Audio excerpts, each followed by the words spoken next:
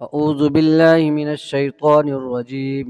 بسم الله الرحمن الرحيم. وما أرسلنا من قبلك من رسول إلا نوحي إليه أنه لا إله إلا أنا فاعبدون. صدق الله ربنا العلي العظيم.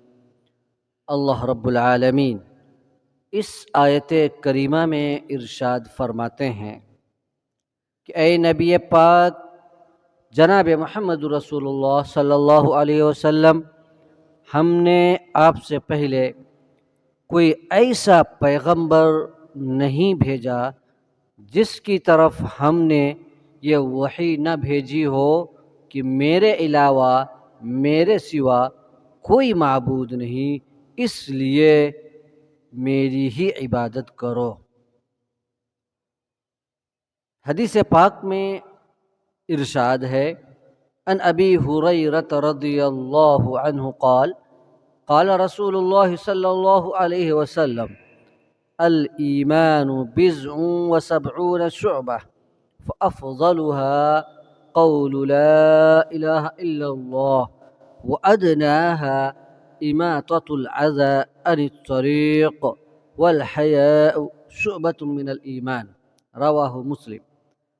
حضرت ابو ہریرہ رضی اللہ عنہ فرماتے ہیں کہ نبی پاک جناب محمد رسول اللہ صلی اللہ علیہ وسلم نے ارشاد فرمایا، ایمان کی 70 سے زیادہ شاخیں ہیں، اور ان شاخوں میں سب سے افضل شاخ لا الہ الا اللہ، یعنی نہیں ہے کوئی معبود سوائے اللہ کے، اس کلمہ کا کہنا ہے، اور سب سے ادنا شاخ راستے سے تکلیف دہ چیزوں کو ہٹانا ہے، اور حیا ایمان کی ایک اہم شاخ ہے۔